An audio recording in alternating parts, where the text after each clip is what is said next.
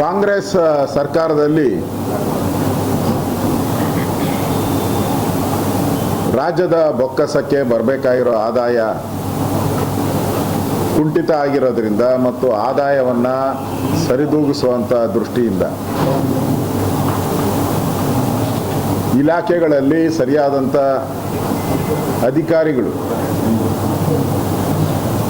ಅಧಿಕಾರಿಗಳ ಸೋಮಾರ್ತೆಯಿಂದ ಆದಾಯ ಕುಸಿತ ಆಗಿದೆ. ರೆವಿನ್ಯೂ ಇರ್ಬೋದು, ಟ್ರಾನ್ಸ್ಪೋರ್ಟ್ ಇರ್ಬೋದು, ಇವೆಲ್ಲ ಕೂಡ ಆದಾಯಗಳು ಕಡಿಮೆ ಆಗ್ತಾ ಇದೆ. ಒಂದು ರೀತಿ ಆರ್ಥಿಕ ಇಲಾಖೆ ಬಿಕ್ಕಟ್ಟಿನ ಇಲಾಖೆ ಆಗಿದೆ. ಆರ್ಥಿಕ ಇಲಾಖೆ ಹೋಗಿ ಬಿಕ್ಕಟ್ಟಿನ ಇಲಾಖೆ ಈಗ. ಪ್ರತಿದಿನನೂ ಕೂಡ ಹಣಕ್ಕೋಸ್ಕರ ಪರದಾಡುವಂಥ ಇಲಾಖೆ ಆರ್ಥಿಕ ಇಲಾಖೆ ಇವತ್ತು. ಹಿಂದೆ ಸಮೃದ್ಧಿಯಾಗಿದ್ದಂಥ ಆರ್ಥಿಕ ಇಲಾಖೆ ಇವತ್ತು ದಿವಾಳಿ ಆಗೋಗ್ಬಿಟ್ಟಿದೆ. ಇದನ್ನು ಕಂಟ್ರೋಲ್ ಮಾಡೋಕ್ಕೋಸ್ಕರ ಬಲಾಢ್ಯರ ಮೇಲೆ ಬ್ರಹ್ಮಾಸ್ತ್ರಗಳನ್ನು ಬಿಡಬೇಕಾಗಿತ್ತು. ಇವ್ರು ಹೇಳ್ತಾ ಇದ್ರಲ್ಲ ಅದಾನಿ ಅಂಬಾನಿ ಹಂಗೇನೇನೋ ಅಂತ, ಅಂಥವ್ರ ಮೇಲೆ ಬ್ರಹ್ಮಾಸ್ತ್ರ ಬಿಡಬೇಕಾಯಿತು. ಅದು ಬಿಟ್ಟು ಗುಬ್ಬಿ ಮೇಲೆ ಬ್ರಹ್ಮಾಸ್ತ್ರ ಬಿಡ್ತಾ ಇದೆ. ಪಾಪ ಈ ಪೆನ್ಷನ್ಗೋಸ್ಕರ ನಂಬ್ಕೊಂಡು, ಇದೇನು ಪೆನ್ಷನ್ ಸ್ಕೀಮ್ ಇವತ್ತಿಂದ ಬಂದಿಲ್ಲ, ಸ್ವಾತಂತ್ರ್ಯ ಬಂದಾಗಿಂದ ಪೆನ್ಷನ್ ಸ್ಕೀಮ್ಸ್ ಇದೆ. ಆ ಪೆನ್ಷನ್ ಸ್ಕೀಮ್ಗೆ ಸ್ವಾತಂತ್ರ್ಯ ಬಂದಾಗಿಂದ ಹೇಗೆ ನೌಕರರು, ಸರ್ಕಾರಿ ಕೆಲಸ ಮಾಡೋ ನೌಕರರು ಹೇಗೆ ಡಿಪೆಂಡ್ ಆಗಿರ್ತಾರೆ, ಹಾಲು, ಊಟ, ಬಟ್ಟೆ, ಔಷಧಿ, ಆ ಡಿಪೆಂಡ್ ಆಗಿರುವಂಥ ಪೆನ್ಷನ್ ಇದರಿಂದ ಕಳೆದ 3 ತಿಂಗಳಿಂದ ಅವರಿಗೆ ಕೊಟ್ಟಿಲ್ಲ, ಹಣ ಬಿಡುಗಡೆ ಮಾಡಿಲ್ಲ. ಆಮೇಲೆ ಅದರಲ್ಲಿ ಸುಮಾರು 16 ಲಕ್ಷ ಜನ, ಸಾವಿರ ಅಲ್ಲ, 16 ಲಕ್ಷ ಜನರ ಪೆನ್ಷನ್ ಕಟ್ ಆಗಿದೆ. ಅವ್ರಿಗೆ ಸಿಗ್ತಾ ಇದ್ದಂಥ 1200, 1800, ಆಸಿಡ್ ಒಳಗಾದವ್ರಿಗೆ 10,000 ರೂಪಾಯಿದ್ದು ನಾನು ಜಾಸ್ತಿ ಮಾಡಿದೆ. ಆ ಸಂದರ್ಭದಲ್ಲಿ ನಾನು ಮಿನಿಸ್ಟರ್ ಆಗಿದ್ದಾಗ 16 ಲಕ್ಷ ಜನರಿಗೆ ಕೊಕ್ಕೆ ಹಾಕಿದ್ದಾರೆ ಈಗ. ಪಾಪ ಈ 16 ಲಕ್ಷ ಜನ ಕೆಲವರೆಲ್ಲ ಎದ್ದು ಓಡಾಡೋಕ್ಕೂ ಆಗಲ್ಲ. ಪಾಪ ಹಳ್ಳಿಗಳಿಂದ ಬಂದು ಜಿಲ್ಲಾಧಿಕಾರಿ ಕಚೇರಿಗೆ ಅಲಿಯೋಕ್ಕೂ ಆಗದ ಪರಿಸ್ಥಿತಿಯಲ್ಲಿರುವಂಥವ್ರು, ಅವತ್ತಿನ ಅನ್ನಕ್ಕೆ ಕಾಯ್ತಾ ಇರುವಂಥ ಜನರ ಹೊಟ್ಟೆ ಮೇಲೆ ತಣ್ಣೀರು ಬಟ್ಟೆ ಹಾಕಿದ್ದಾರೆ ಈ ಸರ್ಕಾರ. ಸರಿಯಾದಂಥ ಮಾಹಿತಿ ಕೊಟ್ಟು, ಅವರಿಗೆ ನೋಟಿಸ್ ಕೊಟ್ಟು, ಅವರಿಂದ ಸಮಜಾಯಿಸಿ ಪಡೆದು, ಅಥವಾ ಅಧಿಕಾರಿಗಳು, ರೆವಿನ್ಯೂ ಇನ್ಸ್ಪೆಕ್ಟರ್ ಅವ್ರ ಮನೆ ಬಾಗಿಲಿಗೆ ಹೋಗಿ ಸರ್ವೆ ಮಾಡಿ ಯಾವ ಕಾರಣಕ್ಕೋಸ್ಕರ ನೀನು ರದ್ದು ಮಾಡ್ತಾ ಇದ್ದೀರಿ ಅವನಿಗೆ ಮಾಹಿತಿ ಕೊಟ್ಟು ರದ್ದು ಮಾಡಿದರೆ ಅದು ಲೀಗಲ್, ಅದು that is a legal process. ಅದು ಏಕಾಏಕಿ ನೀವು 16 ಲಕ್ಷ ಜನನ ಮಾಡಿದ್ದೀರಿ ಅಂದರೆ ಈ ಸರ್ಕಾರ ಯಾವುದು ಆದ್ಯತೆ, ಗ್ಯಾರಂಟಿಗಿಂತ ಆದ್ಯತೆ ಯಾವುದು? ಪೆನ್ಷನ್. ಫಸ್ಟ್ ಪ್ರಿಫರೆನ್ಸ್ ಯಾವುದು? ಪೆನ್ಷನ್. ಅದಾದಮೇಲೆ ನಿಮ್ಮ ಗ್ಯಾರಂಟಿ. ಅದು ಬಿಟ್ಟು ಗ್ಯಾರಂಟಿ ಫಸ್ಟು, ಪೆನ್ಷನ್ ನೆಕ್ಸ್ಟು ಅಂತ ಮಾಡಿಬಿಟ್ಟಿದ್ದಾರೆ.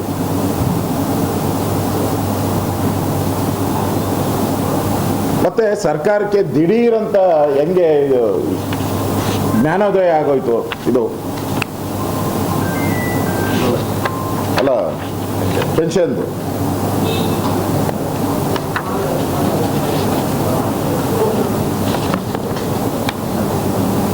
ಈಗ ಗ್ಯಾರಂಟಿದು ಅಷ್ಟೇ. ಗ್ಯಾರಂಟಿ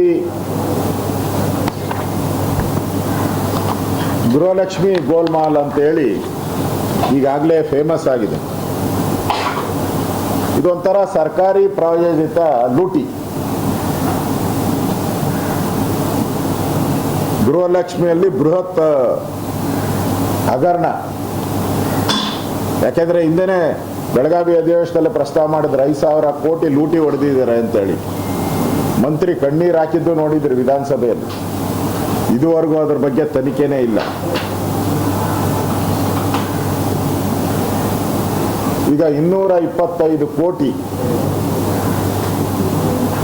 ಸರ್ಕಾರಿ ಪ್ರಾಯೋಜಿತ ಲೂಟಿ ನಡೆದಿದೆ.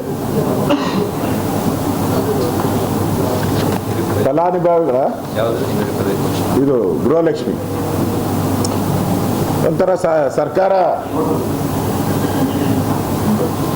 ಗ್ಯಾರಂಟಿ ಅನುಷ್ಠಾನ ಸಮಿತಿಗಳು ಮಾಡಿ ಈ ನಿರಾಶ್ರಿತರಿಗೆ, ಕಾಂಗ್ರೆಸ್ಸಿನ ನಿರಾಶ್ರಿತರಿಗೆ ಹಣ ಕೊಡೋಕ್ಕೋಸ್ಕರ ಸಮಿತಿ ಮಾಡಿದ್ದೀರ. ನಿರಾಶ್ರಿತರವರೆಲ್ಲ ಏನು ಪದವಿ ಇಲ್ಲದೆ ಇರೋ ನಿರಾಶ್ರಿತರಿಗೆಲ್ಲ ಪದವಿ ಕೊಟ್ಟಿದ್ದೀರ. ಇಷ್ಟೊಂದು 225 ಕೋಟಿ ಅಕ್ರಮ ಅಂತ ಈಗ ಅಧಿಕಾರಿಗಳೇ ಹೇಳ್ತಾ ಇದ್ದಾರೆ.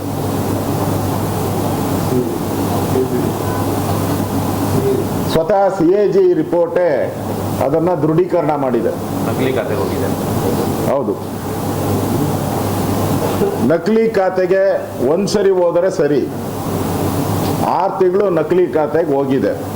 ಅದಾದಮೇಲೆ ನಕಲಿ ಖಾತೆ ಅಂತ ರದ್ದಾಗಿದೆ. ಮತ್ತೆ 6 ತಿಂಗಳಾದ್ಮೇಲೆ ಅದೇ ನಕಲಿ ಖಾತೆಗೆ ದುಡ್ಡು ಹೋಗ್ತೈತೆ. ಅಂದರೆ ಏಜೆನ್ಸಿ ಅಲ್ಲ ಇದು, ಸರ್ಕಾರನೇ ಅಧಿಕಾರಿಗಳ ಒಂದು ದೊಡ್ಡ ಗ್ಯಾಂಗ್ ಇದರಿಂದ ಇರೋದು ಸ್ಪಷ್ಟ ಆಗ್ತಾ ಇದೆ. ಮತ್ತೆ ಸತ್ತೋರ ಹೆಸರಿಗೆ ಹೋಗ್ತಾ ಇದೆ ಅಂತ ಹೇಳಿದ್ರೆ ಕತ್ತೆ ಕಾಯ್ತಾ ಇದ್ದಾರೆ ರೆವಿನ್ಯೂ ಇಲಾಖೆ, ಕತ್ತೆ ಕಾಯ್ತಾ ಇದ್ದಾರೆ ಗ್ಯಾರಂಟಿ ಸಮಿತಿಗಳು. ಸತ್ತಿದ್ದ ಮಾರನೇ ದಿನನೇ ಡೆತ್ ಸರ್ಟಿಫಿಕೇಟ್ ಎಲ್ಲ ಕಡೆ ಹೋಗುತ್ತೆ. ಹುಟ್ಟಿದ್ದ ಇದು ಇಮಿಡಿಯೇಟ್ ಆಗಿ ಬರ್ತ್ ಸರ್ಟಿಫಿಕೇಟ್ ಹೋಗುತ್ತೆ. ನಾವು Karnataka IT city, BT city, IT ಕಂಪನಿಗಳಿರೋದು IT city ನಮ್ಮದು. ಇದೇನು IT? ಕಾಂಗ್ರೆಸ್ಸಿನ IT ಇದು, ಗೋಲ್ಮಾಲ್ ಕಾಂಗ್ರೆಸ್ಸಿನ IT ಇದು. ಬೇರೆದಕ್ಕೆಲ್ಲ ಇಮಿಡಿಯೇಟ್ ಆಗಿ ಟ್ವೀಟ್ ಮಾಡಿಬಿಡ್ತೀರಾ.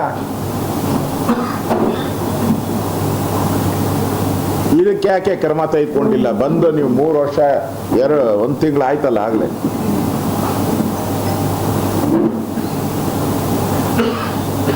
ಮತ್ತೆ ನಿಮ್ಮ ಡೇಟಾ ಏನು ವ್ಯವಸ್ಥೆ ನೋಡ್ತಾರಲ್ಲ, ಡೇಟಾ ಅದೇನು ಸತ್ತೋಗಿದೆಯಾ? ಇಲಾಖೆಯಲ್ಲಿರೋ ಡೇಟಾ ಡಿಪಾರ್ಟ್ಮೆಂಟು ಏನು ಸತ್ತೋಗಿದೆಯಾ?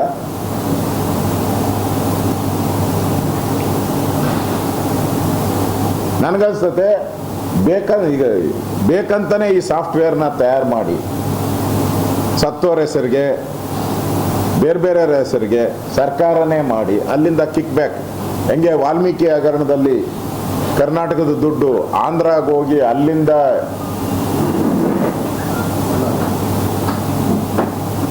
ವೈನ್ ಸ್ಟೋರ್ಗಳಿಗೆ, ಪೆಟ್ರೋಲ್ ಬಂಕ್ಗಳಿಗೆ ಹೋಗಿ ಹೆಂಗೆ ದುಡ್ಡು ಬಳ್ಳಾರಿಗೆ ಹೋಯ್ತು ಅನ್ನೋದು ಈಗ ಜಗಜ್ಜಾಹಿರಾತ.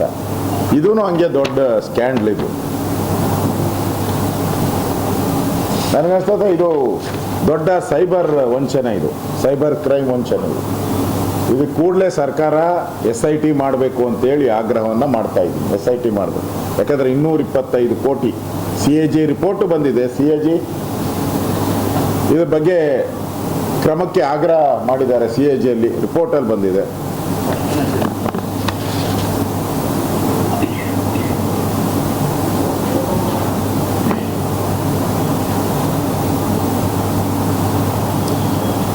ಲೆಕ್ಕಕ್ಕೆ ಸಿಕ್ಕಿರುವುದು 211 ಮಾತ್ರ.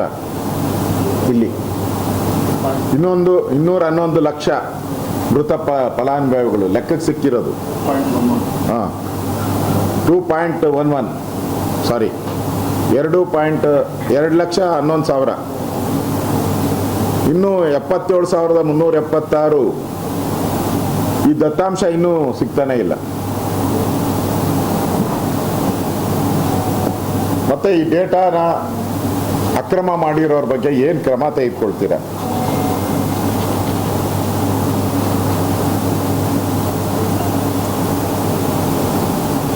ನಿಮ್ಮ ಈ ಗ್ಯಾರಂಟಿ, ಗೃಹಲಕ್ಷ್ಮಿ ಗ್ಯಾರಂಟಿ ಈಗಾಗಲೇ 5,000 ಕೋಟಿ ನುಂಗಿರೋದು, ಅದು ಗ್ಯಾರಂಟಿ.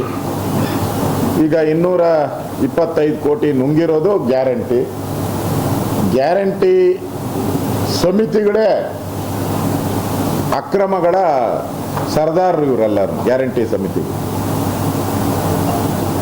ಅದಕ್ಕೆ ಸರ್ಕಾರ 150 ಕೋಟಿ ಖರ್ಚು ಮಾಡ್ತಾ ಇದೆ. ಯಾವ ಪುರುಷಾರ್ಥಕ್ಕೆ?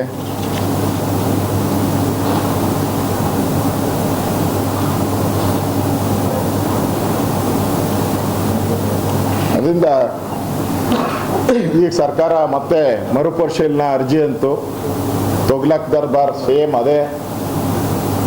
ಫಸ್ಟು ಮರುಪರಿಶೀಲನಾ ಅರ್ಜಿ ಅಂದರು, ಈಗ ಅರ್ಜಿ ಇಲ್ಲ ನಾವೇ ಸರ್ ಮಾಡ್ತೀರಿ ಅಂದರು.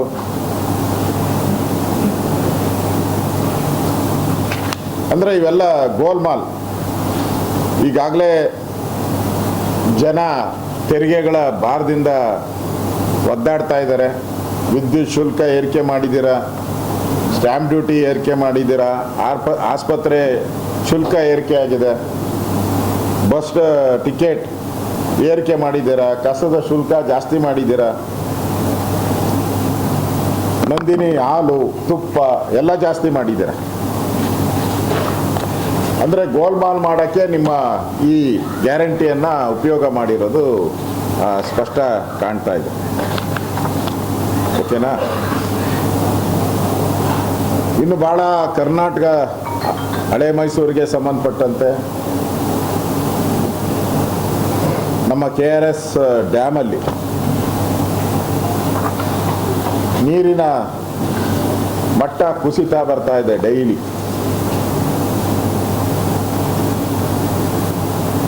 ಒಟ್ಟು ಪೂರ್ತಿ ಇರೋದು 124.80 ಅಡಿಗಳು, 124.80 ಅಡಿ. ಇವತ್ತು ಈಗ ಇರೋದು 81.3, ಈಗಿರೋದು 81.3 ಅಡಿಗಳು. ಹಾಂ, ಈಗ ಒಳ ಹರಿವು ಎಷ್ಟಿದೆ ಅಂದರೆ 689 ಬರ್ತಾ ಇರೋದು. ಡ್ಯಾಮ್ಗೆ ನೀರು ಬರ್ತಾ ಇರೋದು 689 ಕ್ಯೂಸೆಕ್ಸ್. ಹೊರ ಹರಿವು 1886 ಕ್ಯೂಸೆಕ್ಸ್. ಹೆಂಗೆ ಸಾಧ್ಯ? ನಿಮಗೆ ಒಳ ಹರಿವೇ ಇರೋದು 689, ಅಷ್ಟು ಬಿಟ್ಟಿದ್ರೆ ಏನು ಪ್ರಾಬ್ಲಮ್ ಇರ್ತಾ ಇರಲಿಲ್ಲ. 1886 ಕ್ಯೂಸೆಕ್ಸ್ ನೀವು ಆಚೆ ಬಿಡ್ತಾ ಇದ್ದೀರಾ, ನದಿಗೆ ಬಿಡ್ತಾ ಇದ್ದೀರಾ, ಅಂದರೆ ತಮಿಳ್ನಾಡಿಗೆ ಬಿಡ್ತಾ ಇದ್ದೀರಾ. ಮತ್ತೆ ಬೆಳೆಗಳಿಗೆ ನೀರು ಕೊಡಲ್ಲ ಅಂತ ಈಗಾಗಲೇ ಹೇಳ್ಬಿಟ್ಟಿದ್ದೀರಾ, ನಾಲೆಗಳಿಗೆ ನೀರು ಕೊಡಲ್ಲ ಅಂತ ಈಗಾಗಲೇ ಅನೌನ್ಸ್ ಮಾಡಿಬಿಟ್ಟಿದ್ದೀರಾ. ಅರ್ಧ ಬೆಳೆ ಬಂದು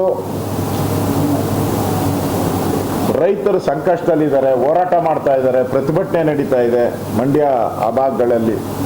ನೀರು ಕೊಡಿ ನೀರು ಅಂತೇಳಿ ನೀವು ಅವ್ರಿಗೂ ನೀರು ಕೊಡ್ತಾ ಇಲ್ಲ, ನಾಲೆಗಳಿಗೂ ನೀರು ಬಿಡ್ತಾ ಇಲ್ಲ. ಈಗ 1886 ಕ್ಯೂಸೆಕ್ಸ್ ಎಲ್ಲಿ ಹೋಗ್ತಾ ಇದೆ ನೀರು? ಕದ್ದು ಮುಚ್ಚಿ ತಮಿಳ್ನಾಡಿಗೆ ಬಿಡ್ತಾ ಇದ್ದೀರಾ. ಈಗಾಗಲೇ ಪತ್ರಿಕೆಯಲ್ಲೂ ಬಂದಿದೆ, ಮಂಡ್ಯದಲ್ಲೂ ಬರ್ತಾ ಇದೆ. ಕದ್ದು ಮುಚ್ಚಿ ತಮಿಳ್ನಾಡಿಗೆ ನೀವು ಬಿಡಬೇಕಾಗಿರೋ 9.19 TMC ಈ ಸಮಯದಲ್ಲಿ ಜೂನ್ ತಿಂಗಳಲ್ಲಿ ಅವ್ರು ಬಿಡುಗಡೆ ಮಾಡಬೇಕಾಗಿರೋದು ಕರ್ನಾಟಕ 9.19 TMC ಬಿಡುಗಡೆ ಮಾಡಬೇಕಾಗಿರೋದು.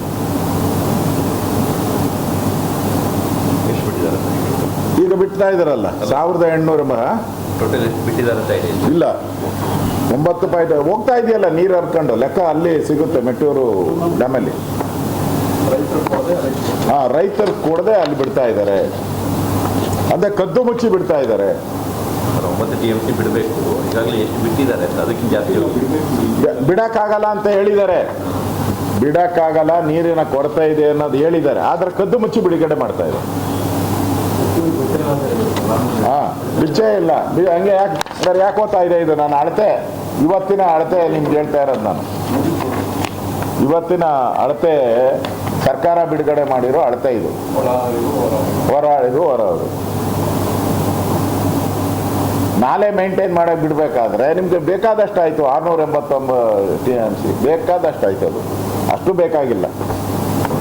ಮತ್ತೆ ರೈತರು ಕೊಡಲ್ಲ ಅಂತ ಹೇಳಿದ್ದೀರಾ. ಮತ್ತೆ ಯಾಕೆ ಅಪ್ರಾಕ್ಸಿಮೇಟ್ಲಿ 2000 ಕ್ಯೂಸೆಕ್ ನೀರು ಬಿಡ್ತಾ ಇದ್ದೀರಲ್ಲ? 2000 ಅಂದಾಜು 2000 ಕ್ಯೂಸೆಕ್ ಬಿಡ್ತಾ ಇದ್ದೀರಲ್ಲ, ಅಂದರೆ ತಮಿಳ್ನಾಡಿಗೆ ಬಿಡ್ತಾ ಇರೋದು ಸ್ಪಷ್ಟ.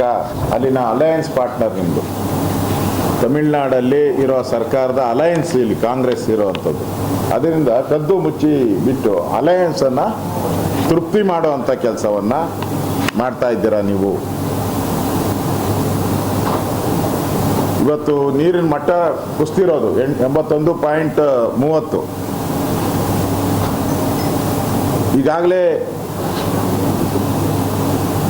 ಸರ್ಕಾರಕ್ಕೆ ಏನಾನ ಜ್ಞಾನ ಇದ್ದಿದ್ರೆ ರೈತರ ಸಭೆ ಕರೆದು ರೈತರ ಜೊತೆ ಚರ್ಚೆ ಮಾಡಿ, ನಮ್ಮಲ್ಲಿ ಇಷ್ಟು ನೀರಿದೆ, ಇಷ್ಟು ಬೆಳೆಗಳಿಗೆ ಕೊಡೋಕ್ಕೆ ಸಾಧ್ಯ, ಇಷ್ಟು ಕೊಡೋಕ್ಕಾಗಲ್ಲ ಅನ್ನೋದು ಇದುವರೆಗೂ ಮಾಡಿಲ್ಲ. ಆ ಚರ್ಚೆನೇ ಮಾಡಿಲ್ಲ. ಇಷ್ಟು ಆಘಾತಕಾರಿ ಪರಿಸ್ಥಿತಿಗೆ KRS, ಯಾಕಂದರೆ KRS ಅನ್ನು ನಂಬ್ಕೊಂಡು ಇಡೀ ಹಳೆ ಮೈಸೂರು, ಮಂಡ್ಯ, ಮೈಸೂರು, ಬೆಂಗಳೂರು ಗ್ರಾಮಾಂತರ, ಎಸ್ಪೆಷಲಿ ಬೆಂಗಳೂರು ಸಿಟಿ ಕುಡಿಯೋ ನೀರು ಇಷ್ಟನ್ನು ನಂಬ್ಕೊಂಡಿರೋಂಥ ಜನ. ಈ ಸರ್ಕಾರಕ್ಕೆ ಕಾಳಜಿ ಇದ್ದಿದ್ರೆ ಒಂದು ಸರ್ವಪಕ್ಷದ ಸಭೆ ಆದರೂ ಕರಿಬೇಕಾಯ್ತು. ಇಷ್ಟು ಕಡಿಮೆ ನೀರಿದೆ, ಏನು ಮಾಡಬೇಕು? ಈಗ ನೋಡಿ ತಮಿಳ್ನಾಡು, ಅವನು ನೆನ್ನೆ ಬಂದ ರಾಜಕಾರಣಿ, ಅವರು ನೆನ್ನೆ ಬಂದಂಥ ರಾಜಕಾರಣಿ, ರಾಜಕೀಯದ ಗಂಧ ಏನು ಗೊತ್ತೇ ಇಲ್ಲ. ಮುಖ್ಯಮಂತ್ರಿ ಆಗಿ ಇನ್ನೂ ಒಂದು ತಿಂಗಳಾಗಿಲ್ಲ ನಾವು. ಆಗಲೇ ತಮಿಳ್ನಾಡು ವಿಧಾನಸಭೆ ಕರೆದು ಮೇಕೆದಾಟು ಯೋಜನೆಗೆ ನಾವು ತಡೆ ಮಾಡ್ತೀರಿ, ಮಾಡಿ ನೋಡೋಣ ಅಂತೇಳಿ ಧಮಕಿ ಹಾಕಿ ರೆಸೊಲ್ಯೂಷನ್ ಮಾಡಿದ್ದಾರೆ. ವಿಧಾನಸಭೆಯಲ್ಲಿ ರೆಸೊಲ್ಯೂಷನ್ ಮಾಡಿದ್ದಾರೆ.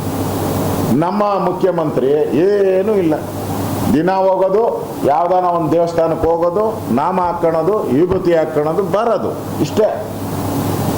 ಅವ್ರು ನಾನು ಹಿಂದೂ ಅಂತ ತೋರಿಸ್ಕೊಬೇಕಷ್ಟೇ. ಒಳೊಳಗೆ ಮುಸಲ್ಮಾನರಿಗೆ ಸಪೋರ್ಟು, ಒಳೊಳಗೆ ಅವ್ರಿಗೆಲ್ಲ ಫೆಸಿಲಿಟಿ, ಆಚೆ ಕಡೆ ಮಾತ್ರ ನಾನು ಹಿಂದೂ ಅಂತ ತೋರಿಸ್ಕೊಳೋ ಅಂತ ಪ್ರವೃತ್ತಿಗೆ ದೇವಸ್ಥಾನಗಳನ್ನು ಸುತ್ತಾ ಇದ್ದಾರೆ. ಮಾಡಬೇಕಾಯ್ತಲ್ಲ ಕಾವೇರಿ ವಿಚಾರವಾಗಿ. ಅವರು ಅಧಿವೇಶನ ಕರೆದು ರೆಸೊಲ್ಯೂಷನ್ ಪಾಸ್ ಮಾಡ್ತಾರೆ ಅಂದರೆ ಎಷ್ಟು ಧೈರ್ಯ ಇರಬೇಕು ಅವ್ರಿಗೆ.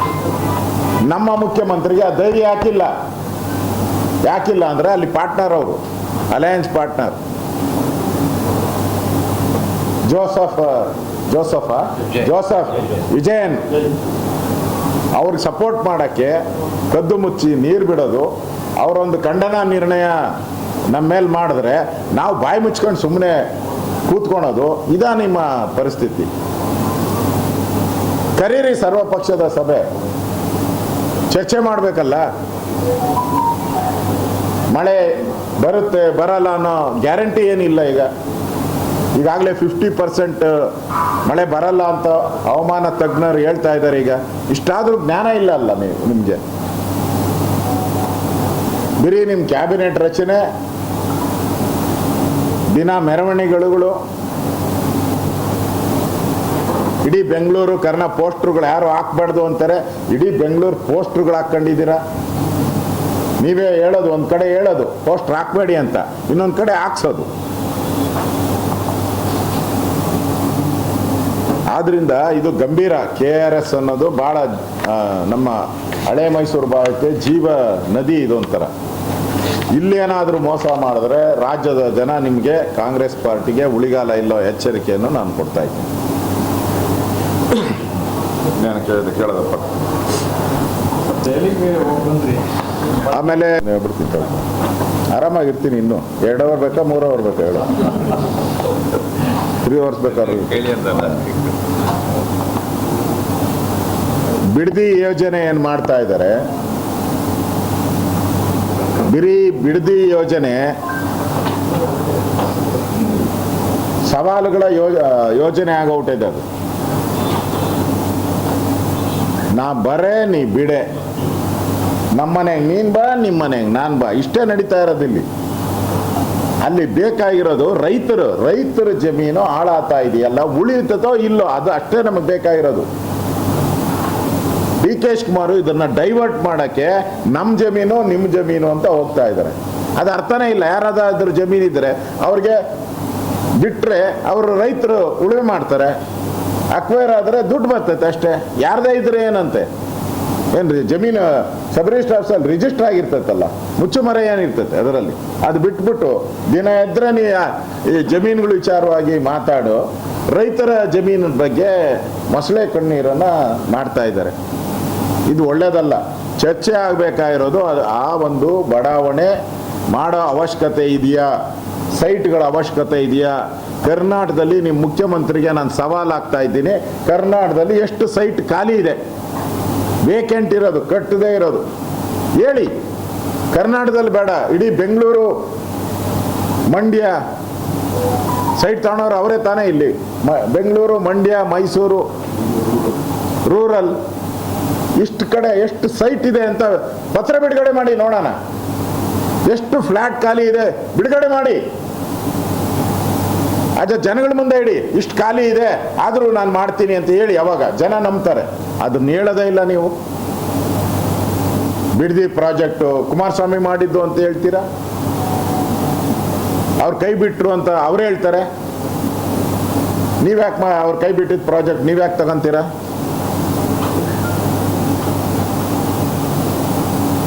ಅದರಿಂದ ಈ ಬಿಡದಿ ವಿಚಾರವಾಗಿ ನಾನು ನಮ್ಮ ಅಧ್ಯಕ್ಷರ ಜೊತೆ ನಿನ್ನೆ ದೆಹಲಿಯಲ್ಲಿ ಕೂತು ಚರ್ಚೆ ಮಾಡಿದ್ದೀರಿ. ನಾವು ಇನ್ನೊಂದು 2ನೇ ಹಂತದ ಒಂದು ಹೋರಾಟವನ್ನು ನಾವು ಶುರು ಮಾಡ್ತಾ ಇದ್ದೀನಿ. ನಾನು ಈಗಾಗಲೇ 3 ಬಾರಿ ಹೋಗಿದ್ದೀನಿ, ಯಾರು ಅಷ್ಟು ಬಾರಿ ಹೋಗೇ ಇಲ್ಲ. ನಾನೇ ಹೈಯೆಸ್ಟ್ 3 ಬಾರಿ ಹೋಗಿರೋದು. 3 ಬಾರಿ ನಾನು ಹೋಗಿದ್ದೀನಿ ವಿರೋಧ ಪಕ್ಷದ ನಾಯಕನಾಗಿ. 2ನೇ ಹಂತದ ನಮ್ಮ ಹೋರಾಟ ನಾವು ಶುರು ಮಾಡ್ತಾ ಇದ್ದೀರಿ. ಬಿಡದಿಯಲ್ಲಿರ್ಬೋದು ಮತ್ತು ಬೆಂಗಳೂರು ಎರಡೂ ಕಡೆ ಹೋರಾಟ ನಾವು ಮಾಡ್ತೀವಿ. ಬಿಡದಿಯಲ್ಲೂ ಹೋರಾಟ ಮಾಡ್ತೀರಿ, ಬೆಂಗಳೂರಲ್ಲೂ ಹೋರಾಟ ಮಾಡ್ತೀರಿ. ಇದು ರಾಜ್ಯದ ರೈತರ ಪ್ರಶ್ನೆ. ಇದು ಬಿಡದಿ ರೈತರ ಪ್ರಶ್ನೆ ಅಲ್ಲ, ಇದು ಇಡೀ ರಾಜ್ಯದ ರೈತರ ಪ್ರಶ್ನೆ.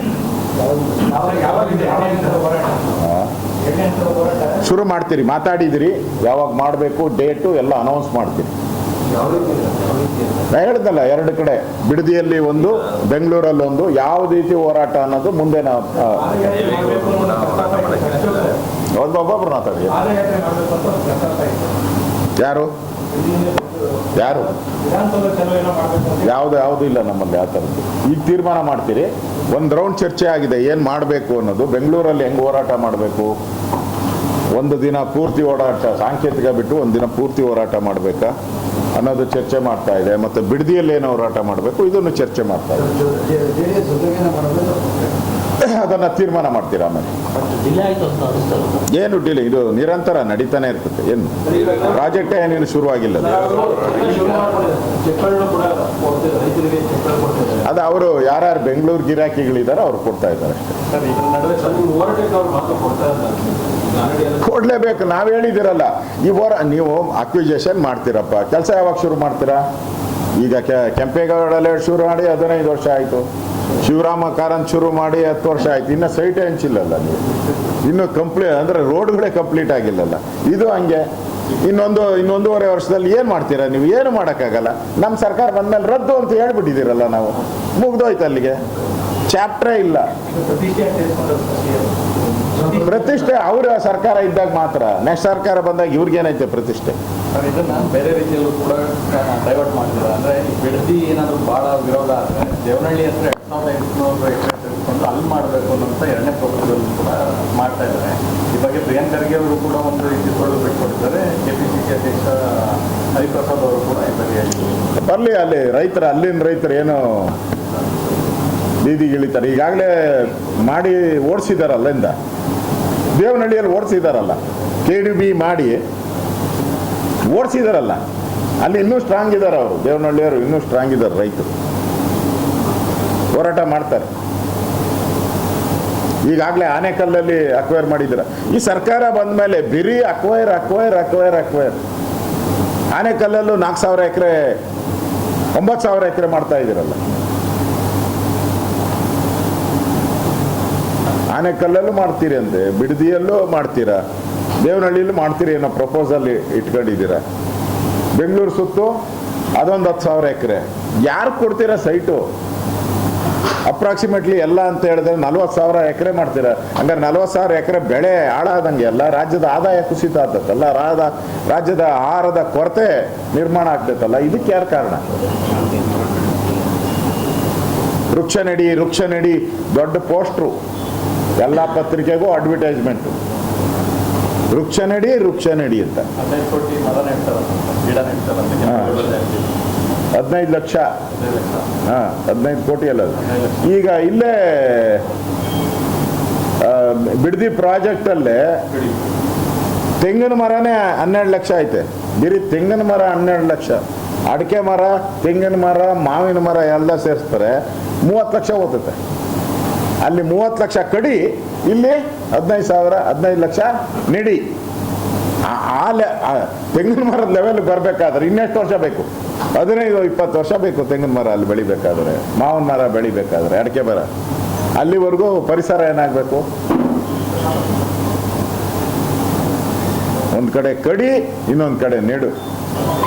ಅದೇ ಹಳೆ ಬಿಲ್ಲು, ಅದೇನು ಹೇಳ್ತಾರಲ್ಲ ಬಿಲ್ಲು, ಹೊಸ ಬಿಲ್ಲು. ಹಳೆ ಕಾಮಗಾರಿ ಹೊಸ ಬಿಲ್, ಹಂಗೆ ಒಳ್ಳೆ ಸ್ಕೀಮ್ ಇದು. ಕಾಂಗ್ರೆಸ್ಸಿನ ಒಳ್ಳೆ ಸ್ಕೀಮ್ ಇದು. ಈಗ ಕೇಳ್ರಪ್ಪ, ಏನು ಅದೇ ಇದ್ದಿದ್ದು ಬಿಡ್ದಿದ್ದು ಇವಾಗ ಮೋಸ್ಟ್ಲಿ ವಾರದಲ್ಲಿ ಅನೌನ್ಸ್ ಮಾಡ್ತೀವಿ. ಸರ್, ದೆಹಲಿ ವಿಚಾರ ಹೈಕಮಾಂಡ್ ಭೇಟಿಯಾಗಿದೆ, ಅದು ಕೂಡ ಮಾತಾಡಿದ್ದಾರೆ. ಈಗ ರಾಜ್ಯ ನಾಯಕರನ್ನು ಕೂಡ ಹೊಣೆ ಮಾಡ್ತಾ ಇದ್ದಾರೆ. ರಾಜ್ಯಾಧ್ಯಕ್ಷರು ಬದಲಾಗ್ಬೋದು, ವಿಪಕ್ಷ ನಾಯಕರು ಬದಲಾಗ್ಬೋದು ಅಂತ ನೇರವಾಗಿ ಒಂದಷ್ಟು ಚರ್ಚೆಗಳಾಗ್ತಾ ಇದೆ. ಸತ್ಯನ ಹೇಗೆ? ಅದು ನಿಮ್ಮ ಭ್ರಮೆ ಅಷ್ಟೇ. ಭ್ರಮೆಗೆಲ್ಲ ನಾನು ಉತ್ತರ ಕೊಡಲ್ಲ. ದೆಹಲಿಯಲ್ಲಿ ನಾವು ಹೋಗಿ ಭೇಟಿ ಮಾಡಿ ಅವ್ರಿಗೆ ವಿಸ್ತೃತವಾಗಿ, ಅವರು ಜಾಸ್ತಿ ಮಾಹಿತಿಗಳನ್ನು ತರಿಸ್ಕೊಂಡಿದ್ದಾರೆ. ಅವರು ರಾಜ್ಯದಲ್ಲಿ ಪಾರ್ಟಿಯನ್ನು ಕಟ್ಟೋದ್ರ ಬಗ್ಗೆ ಹೆಚ್ಚು ಗಮನ ಕೊಡಿ. ಈ ವಿಚಾರದ ಬಗ್ಗೆ ನಾವೇ ಇದನ್ನು ಇನ್ವೆಸ್ಟಿಗೇಷನ್ ಮಾಡ್ತಾ ಇದ್ದೀರಿ, ಐಡೆಂಟಿಫೈ ಮಾಡ್ತೀರಿ ಮತ್ತು ಕ್ರಮ ತೆಗೆದುಕೊಳ್ಬೇಕಾಗಿರೋದು ನಾವೇ. ಕೇಂದ್ರದ ನಾಯಕತ್ವ ಕ್ರಮ ತೆಗೆದುಕೊಳ್ಳಿ, MLA ಇರೋದ್ರಿಂದ. ಅದರಿಂದ ನಾವು ಯಾವ ಸಮಯದಲ್ಲಿ ಕ್ರಮ ತೆಗೆದುಕೊಳ್ಬೇಕು ಅದ್ರ ಮೇಲೆ ಕ್ರಮ ತೆಗೆದುಕೊಳ್ತೀರಿ. ಈ ಥರ ಮಾಡಿದಂಥ ವ್ಯಕ್ತಿಗಳನ್ನು ಯಾವುದೇ ಕಾರಣಕ್ಕೂ ಸುಮ್ಮನೆ ಬಿಡಲ್ಲ ಅಂತ ಹೇಳಿದ್ದಾರೆ. ಯಾವ ಸಮಯ ಏನು ಅನ್ನೋದನ್ನು ನಿಗದಿ ಮಾಡಿಲ್ಲ. ಯಾರ ಹೆಸರು ಹೇಳಿ ನಾವು ಹೇಳಿ. ಸೆಂಟ್ರಲ್ ಗೌರ್ಮೆಂಟ್ ಇದೆಯಲ್ಲ, ಗೊತ್ತಾಗ್ತದೆ.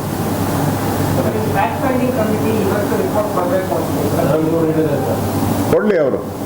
CT ರವಿ ಅವರು ನನ್ನ ಹತ್ರನೂ ಮಾತಾಡಿದ್ದಾರೆ, ಕೊಡ್ತಾರೆ, ಕೊಡಲಿ.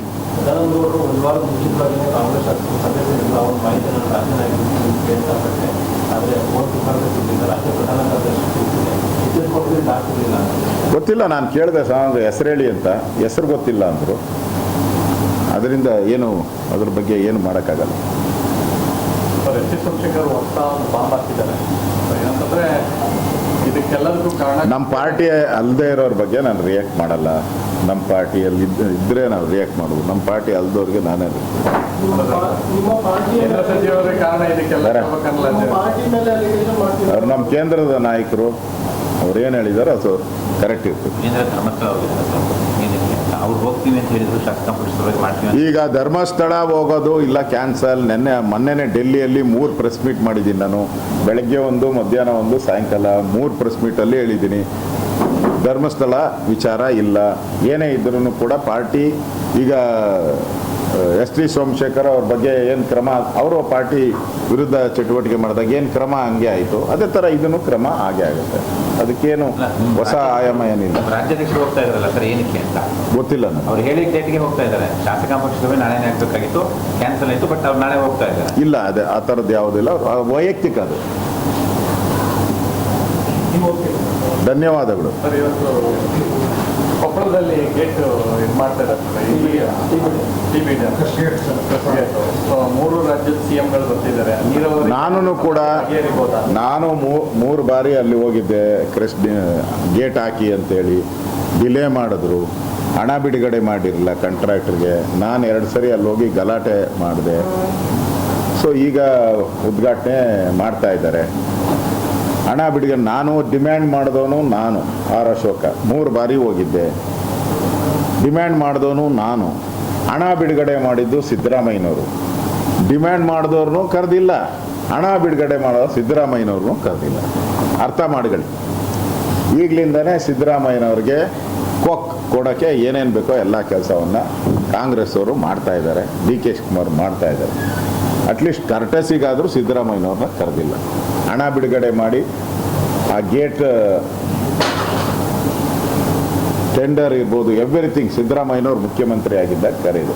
ಸೌಜನ್ಯಕ್ಕಾದರೂ ಕರೆಯುವಂಥ ಒಂದು ಕೆಲಸವನ್ನು ಮಾಡಬೇಕಾಗಿತ್ತು. ಅವರು ಮಾಜಿ ಮುಖ್ಯಮಂತ್ರಿ ಮತ್ತು MLA ಇರೋದ್ರಿಂದ ಏನು ಪ್ರೋಟೋಕಾಲ್ ಸಮಸ್ಯೆ ಬರ್ತಾ ಇರಲಿಲ್ಲ. ಆದರೆ ಖರೀದೇ ಮಾಡ್ತಾ ಇರೋದು ಅದು ಯಾವುದೇ ಪಾರ್ಟಿ ಇರ್ಬೋದು, ಖರೀದೇ ಮಾಡ್ತಾ ಇರೋವಂಥದ್ದು ಸಿದ್ದರಾಮಯ್ಯನವ್ರಿಗೆ ಮೂಲೆ ಗುಂಪು ಮಾಡೋಕ್ಕೆ, ಮೂಲೆ ಗುಂಪು ಮಾಡಿದ್ದಾರೆ, ಮೂಲೆ ಗುಂಪು ಆಗಿದ್ದಾರೆ ಅನ್ನೋದಕ್ಕೆ ಇದಕ್ಕಿಂತ ಸಾಕ್ಷಿ ಬೇರೆ ಇಲ್ಲ. ಯಾರು ಮೂಲೆ ಗುಂಪು ಮಾಡ್ತಿದ್ದಾರೆ?